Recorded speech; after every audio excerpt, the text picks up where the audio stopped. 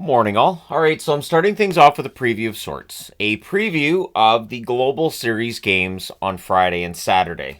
These games will be early in the morning, both Friday and Saturday, and I figured I will preview these on their own. And then tomorrow, I will preview the rest of the NHL schedule for Friday, Saturday, as well as Sunday. So, Tampere, I did double check how to pronounce it, is hosting these from Nokia Arena.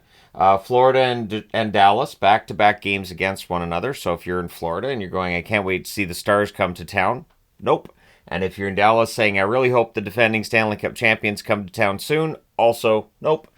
So tomorrow at 2 o'clock Eastern, 11 a.m. Pacific, and then on Saturday at noon Eastern, which is 9 a.m. Pacific, these teams will meet one another.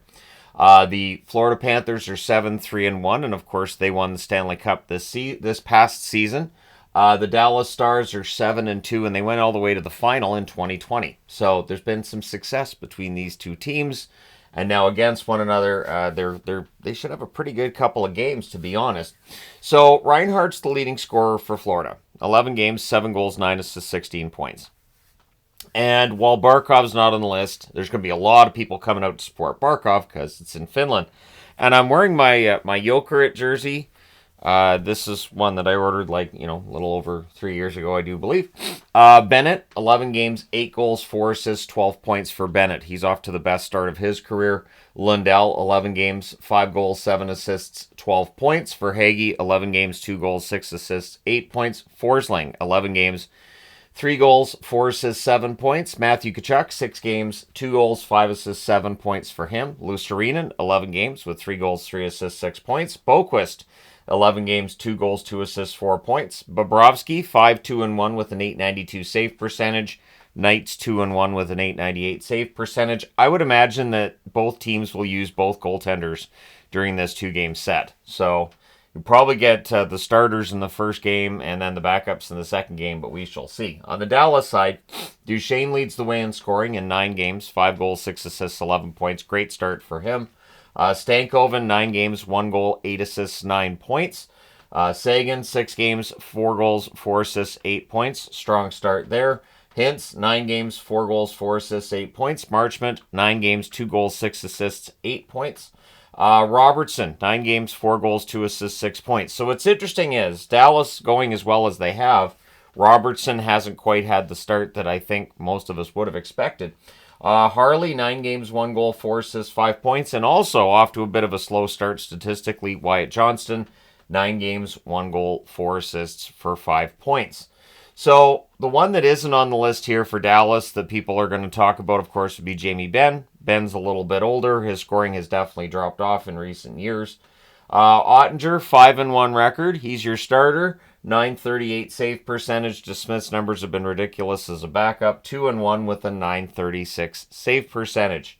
So with all the stats out of the way for the players, we talk about team stats. You can see there's a bit of an advantage on the special team side, I guess, for Florida on the power play, 24.1% for Florida, opposed to the 20.7% for Dallas, but a bit of an advantage for Dallas in the penalty killing area of things, 93.1% for Dallas. That's high, but so is Florida at 87.1%. So maybe we won't see a power play goal during these two games. The goal scoring has favored Florida, 3.45 goals per game. Dallas is scoring 3.11 goals per game, but defensively, Dallas is well ahead of Florida. 1.89 goals against per game. Florida, 3.18 goals against per game. It is going to come down, but still, at this point, Dallas has the advantage. The hitting advantage is absolutely Florida. Dallas is not a big hitting team. 313 hits by Florida, 144 hits by Dallas. And that's something to take into consideration when you're looking at back-to-back games. Maybe that second game, Dallas is a bit tenderized, right? From all the hits they took in the first game, maybe a little bit more susceptible in the second game. Block shots, these teams are close. They don't block a lot, though. They're not near the top of the league. 126 for Florida, 123 for Dallas. Now, if you're looking at scoring by period, Florida scoring 13 goals in the first and allowing 14. Very low scoring first periods for Dallas, though. 6 goals scored, 1 goal allowed. Second period, 16 goals scored by Florida, 14 goals against. For Dallas, 13 goals scored, 9 goals against. In the third period, things settled down in Florida games, which seems unusual for Florida games. 8 goals scored, 6 goals against.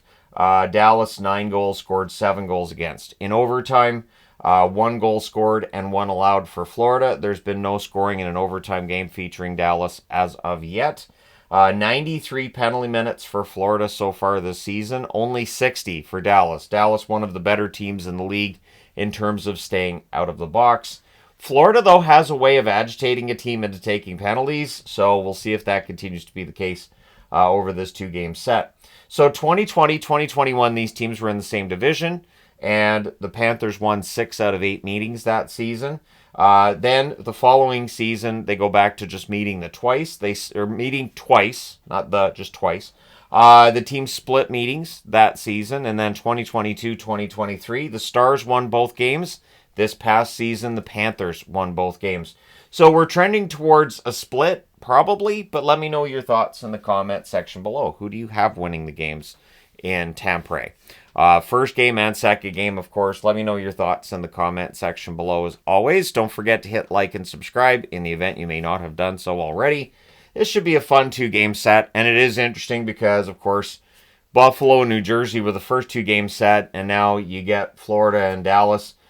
Florida and Dallas, a lot of good European talent here, a lot of good hometown stories already on NHL.com about these teams, and so it should be a very entertaining 2-game set.